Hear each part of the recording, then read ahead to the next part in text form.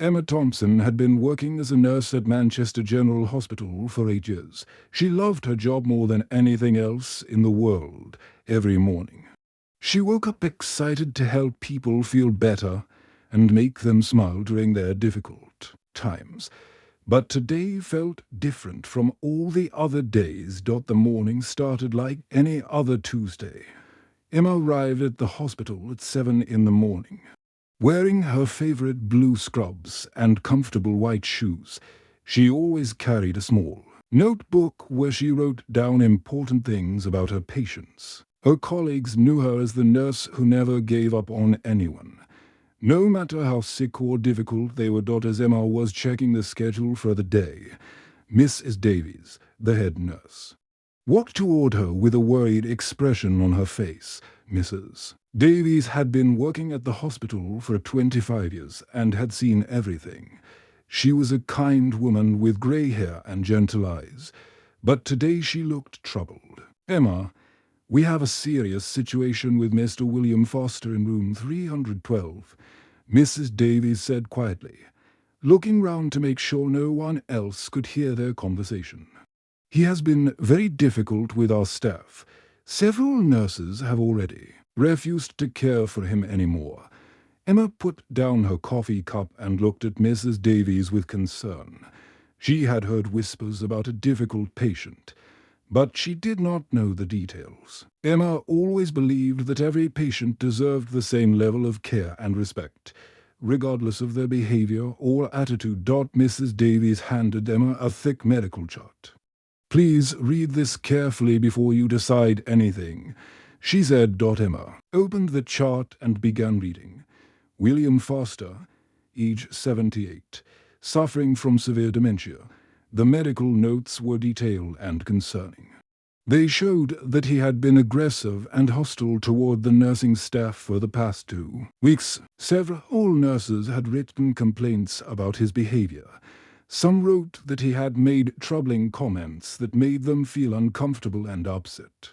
Others mentioned that he refused to take his medications and became violent when anyone tried to help him.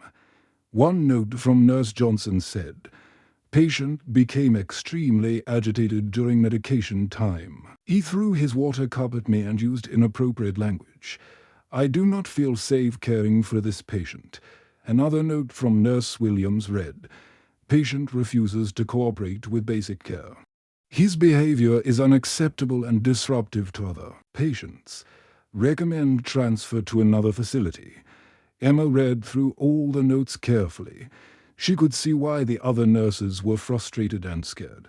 Caring for patients with dementia was never easy, but William seemed particularly challenging. However, Emma had learned something important during her 8 years as a nurse. She had discovered that difficult behavior often came from fear, confusion, or pain that patients could not express properly. "I will take care of him," Emma said without hesitation. Closing the chart and looking directly at Mrs. Davies. Mrs. Davies looked surprised and worried. "Are you absolutely sure about this, Emma? He has been quite challenging, and I do not want you to get hurt or upset." Emma nodded with confidence. "Yes, I am sure.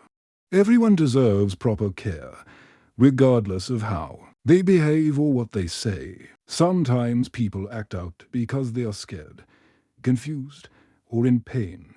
They might not understand what is happening to them." Double quotes. Mrs. Davies smiled softly. She knew Emma was special.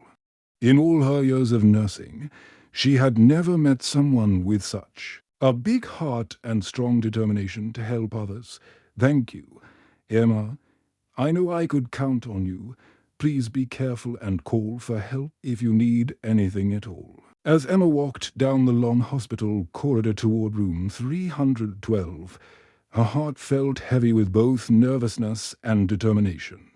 The hallway was quiet except for the soft sounds of medical equipment and distant conversations. She passed other patient rooms where she could see families visiting their loved ones, bringing flowers and cards to make them feel better. Emma knew this would not be easy, but she believed strongly in treating every patient with dignity and respect. She had seen many difficult cases during her career, and she had learned that patience and kindness could work miracles, even in the most challenging situations. She stopped outside room 312 and took a deep breath. Emma said a small prayer asking for strength and wisdom to help Mr. Foster in the best way possible. She knocked gently on the door and waited for a response. "Come in," came a gruff voice from inside. Emma opened the door slowly and stepped into the room. Inside, she found an elderly white man sitting by the window in a wheelchair, staring outside with empty, distant eyes. His grey hair was messy, and he wore a faded hospital gown. When he turned and saw Emma entering the room, his face immediately twisted with anger and frustration. "I do not want you here," William shouted loudly, his voice filled with rage. "Get away from me right now." Emma stayed completely calm and spoke in a soft, gentle voice. "Hello, Mr. Foster. My name is Emma, and I am here to help you feel better and take care of you." Despite his harsh words and angry expression, Emma looked carefully into his eyes and saw something much deeper than anger. She saw fear, confusion, and terrible loneliness. Behind all the shouting and difficult behavior, she recognized a scared old man who did not understand what was happening to him. Emma made a promise to herself at that moment. She would not give up on this man, no matter how difficult things became or how much he pushed her away. Over the next few days, Emma continued caring for William despite his angry outbursts and difficult behavior. Every morning, she would enter his room with a warm smile and gentle voice, even though he often shouted at her or refused to cooperate. The other nurses watched from the hallway, shaking their heads and wondering why Emma put herself through such stress on Wednesday morning. Emma was preparing William's medications when she noticed something interesting. While she was quietly humming an old song her grandmother used to sing, William stopped shouting and became much calmer. His breathing slowed down, and his hands stopped shaking. Emma made a mental note of this discovery and decided to hum softly every time she cared for him. Thursday was medication time again. Emma entered the room humming the same gentle melody. William looked at her with less anger than usual, though he still seemed confused and frightened. When she finished giving him his pills, she continued humming while she checked his blood pressure and temperature. For the first time since she started caring for him, William did not try to push her away or throw anything. By Friday afternoon, Emma felt confident enough to try something different. She had been thinking about William's reaction to music all week. Maybe music could be the key to reaching the person trapped inside his confused mind. She decided to ask him directly about his preferences. Emma pulled up a chair close to William's bed and spoke in her softest, most gentle voice. "Mr. Foster, do you like music?" William looked at her with surprise. No one had asked him about his personal interests in a long time. For a moment, his angry expression completely softened, and Emma could see a glimpse of the real person underneath his illness. "Jazz," he whispered, his voice barely audible. "I used to love jazz music very much." Emma's heart filled with excitement. She had found something that connected to William's memories and brought him peace. She smiled warmly and began humming an old jazz melody that her grandmother used to sing when Emma was a little girl. The song was called "Summertime," and it had a slow, beautiful rhythm that filled the quiet hospital room. As Emma hummed the familiar tune, something magical happened. William's eyes filled with tears, but they were not tears of anger or frustration. They were tears of remembrance and deep emotion. For the first time since Emma started caring for him, he did not shout at her or tell her to go away. Instead, he listened to every note with complete attention.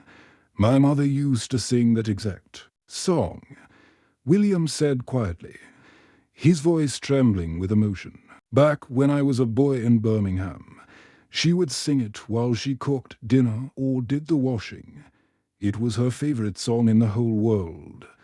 Emma felt her own eyes filling with tears. She had finally found a way to connect with William on a deeper level. She pulled her chair even closer to his bed and spoke in an encouraging voice. "Tell me about Birmingham, Mr. Foster. What was it like when you were young? I would love to hear about your childhood," slowly and carefully. William began sharing precious memories of his childhood. His voice became stronger and clearer as he talked about the past. He told Emma about playing cricket in the streets with his friends during long summer afternoons. He described helping his father in their small corner shop, counting coins and ranging products on the shelves. He talked about their old radio that sat on the kitchen table, and how the whole family would gather round it every evening to listen to jazz records and radio shows. "We did not have much money," William said, "but we were happy. My father worked very hard to provide for our family, and my mother made the most delicious meals from simple ingredients. The music made everything better, especially during difficult times." During these special moments of conversation, Emma saw glimpses of the man William used to be before dementia took away so much of who he was. She could picture him as a young boy, full of dreams and energy, playing in the Birmingham streets and listening to jazz music with his loving family. Other nurses began to notice the change in William's behavior. They watched in complete amazement as Emma spent extra time in his room, having actual conversations instead of dealing with angry outbursts. Nurse Rebecca Clark, who had worked at the hospital for 5 years, was particularly curious about Emma's success. "How do you do it?" Rebecca asked Emma during their lunch break. "We all tried to help him, but he was impossible to deal with. What is your secret?"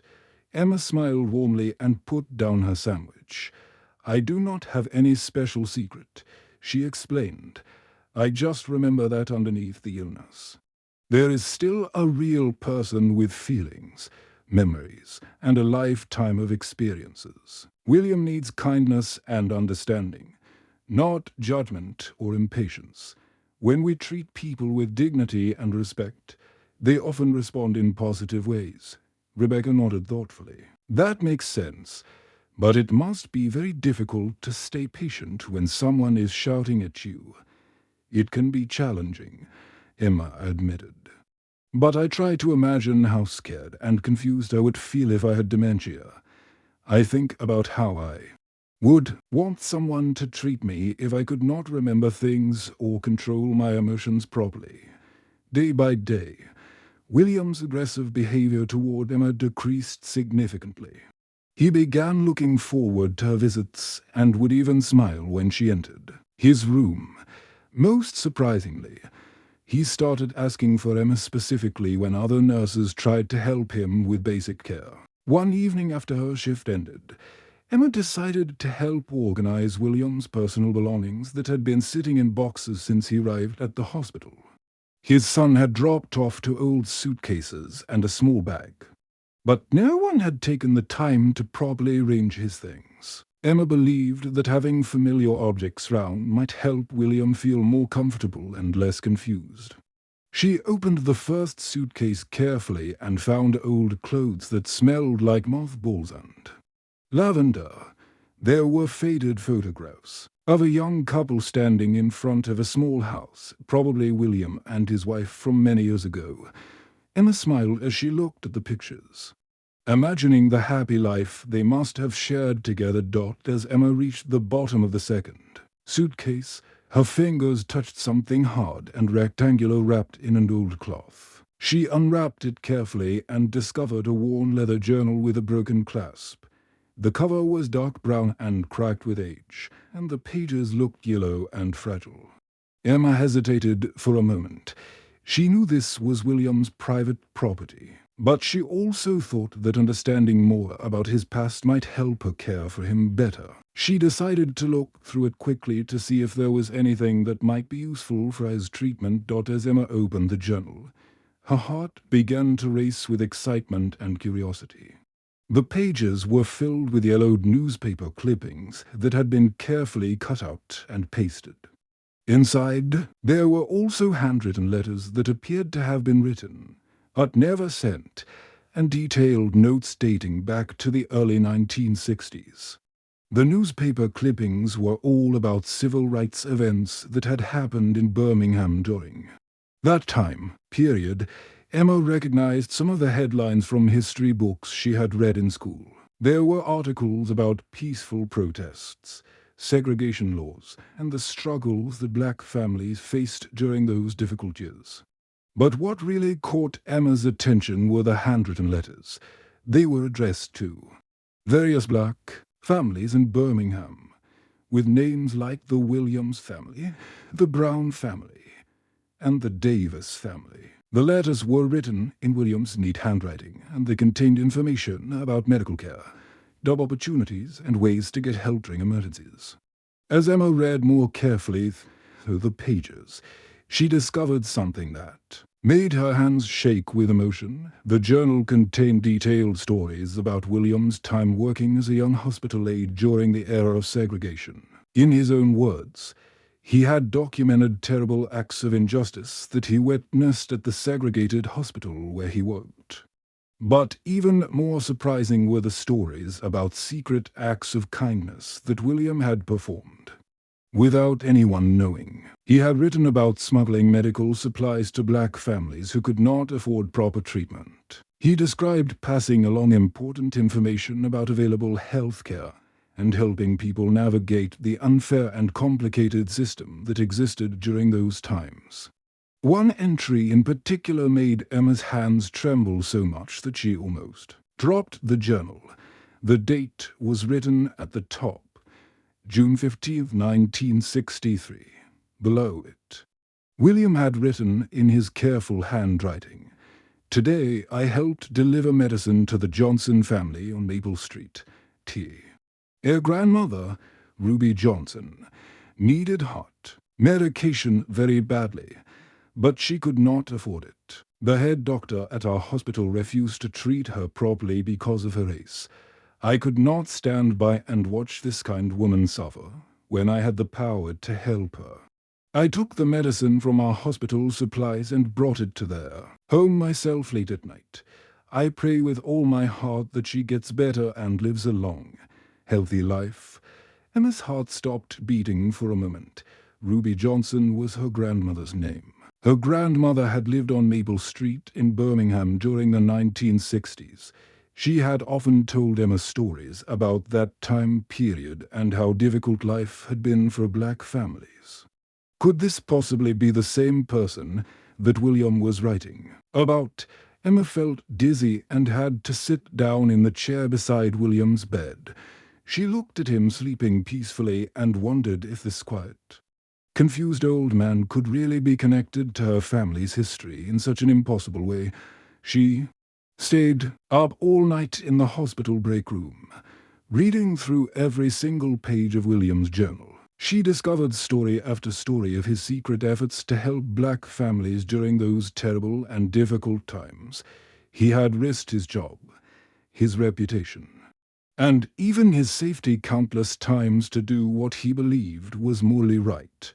But he had never told anyone about these brave actions. The journal contained details about William bringing food to hungry families, helping people find jobs when they were being discriminated against, and even warning families when there might be trouble in their neighborhoods. He had acted like a guardian angel, helping people secretly and then disappearing back into his normal life. By the time the sun came up, Emma had read the entire journal from beginning to end. She felt emotionally exhausted, but also filled with amazement and respect. The next morning, when she entered William's room for her regular shift, she looked at him with completely different eyes. This man, who had seemed so difficult and troubled, had actually been a quiet hero during one of the most challenging and dangerous periods in history. He had risked everything to help people who were being treated unfairly. and he had never asked for recognition or praise for his actions. Emma could not stop thinking about what she had discovered in William's journal. For the entire weekend, she carried the weight of this incredible secret with her everywhere she went. She found herself staring at old photographs of her grandmother, Ruby, and wondering if the stories in the journal could really be true. The thought that William might have helped her own family seemed too amazing to believe. On Monday morning, Emma arrived at work earlier than usual. She had made a decision during her sleepless weekend. She needed to talk to William directly about what she had found. She knew this conversation would be difficult and emotional, but she felt that both of them deserved to know the truth about their connection. Emma waited patiently throughout her morning shift, watching William carefully for one of his clearer moments. People with dementia often had times when their minds became less cloudy, and they could think and speak more clearly than usual. Emma had learned to recognize these precious windows of clarity during her years of nursing. Experienced around 2 o'clock in the afternoon, Emma noticed that William seemed more alert and focused than he had been all day. He was sitting up in his bed, looking out the window with intelligent eyes instead of the confused, distant expression he usually wore. This was her chance. Emma pulled her chair close to William's bed and took a deep breath. Her heart was beating fast with nervousness and excitement. She spoke in her gentlest, most caring voice. "Mr. Foster," she said softly, "I found your journal while I was organizing your belongings. I read about the things you did in Birmingham during the 1960s. William's eyes widened with surprise and fear. His face went pale, and his hands began to shake slightly. No one had ever discovered his secret before, and he was not sure how to react to this news. You read it," he whispered, his voice barely audible. "Yes," Emma said with warmth and understanding in her voice. "I read about how you helped people during those difficult times. I read about how you risked everything to do what was right and moral." Tears began flowing down William's weathered cheeks. His emotions, which had been locked away for so many years, finally began to pour out. He had carried this secret burden alone for over 60 years. "I never told anyone about those things," he said, his voice breaking with emotion. "I was so ashamed that I did not do more to help. I should have spoken up publicly about the injustice I saw. I should have been braver and more vocal about what was happening." Emma reached out and took his hand gently in hers. His skin was wrinkled and soft, and she could feel him trembling with emotion. "Mr. Foster," she said with absolute sincerity, "you saved lives. You showed incredible courage during a time when most people were too scared to help. What you did was heroic and beautiful." William looked directly into Emma's eyes for the first time since she had started caring for him. She could see decades of guilt and regret in his expression, but also a glimmer of hope that maybe his actions had mattered after all. "There was one family in particular," William said slowly. "The Johnson family. I helped the grandmother when she was very sick with heart problems. Ruby Johnson was her name. She was such a kind and gentle woman, but the hospital would not treat her properly because of her race. I brought her heart medicine secretly for many months, always late at night so no one would see me." Emma's heart nearly stopped beating. The room seemed to spin around her as she processed what William had just said. She felt like she was living in a dream or a movie instead of real life. "Mr. Foster," she said with tears streaming down her face, "Ruby Johnson was my grandmother." William stared at her in complete disbelief. His mouth opened slightly, but no words came out for several moments. Your grandmother," he finally whispered. "Yes," Emma said, her voice trembling with emotion. "She raised me after my parents died in a car accident when I was 7 years old.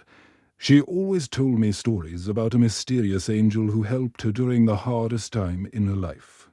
She said someone brought her medicine when no one else would help her, she said. This person saved her life and allowed her to live long enough to raise me. She lived until I was 25 years old because of that help. Both Emma and William began crying together, overwhelmed by the impossible connection that had brought them together after all these years. They held hands and let their emotions flow freely, understanding that something miraculous had happened. William, the man that everyone had given up on and considered too difficult to help, had once saved the life of the woman who raised Emma to become the compassionate and caring nurse she was today. Ruby Johnson had taught Emma about kindness, patience, and treating all people with dignity and respect. Those lessons had led Emma to become the exact type of person who would not give up on a difficult patient like William. She talked about you until the day she died. Emma whispered. She never knew your name, but she never forgot your kindness. She said you were proof that there were still good people in the world. Even during the darkest times, William squeezed Emma's hand and smiled through his tears. For the first time in many years, he felt that his life had truly mattered and made a difference in the world. In the weeks that followed their incredible discovery, Emma spent every possible moment with William when she was not caring for other patients. She brought her lunch to his room so they could eat together, and she often stayed after her shift, ended just to talk with him about his memories and experiences. Their friendship had grown into something very special and meaningful for both of them. Emma helped William write letters to the families he had helped decades ago in Birmingham.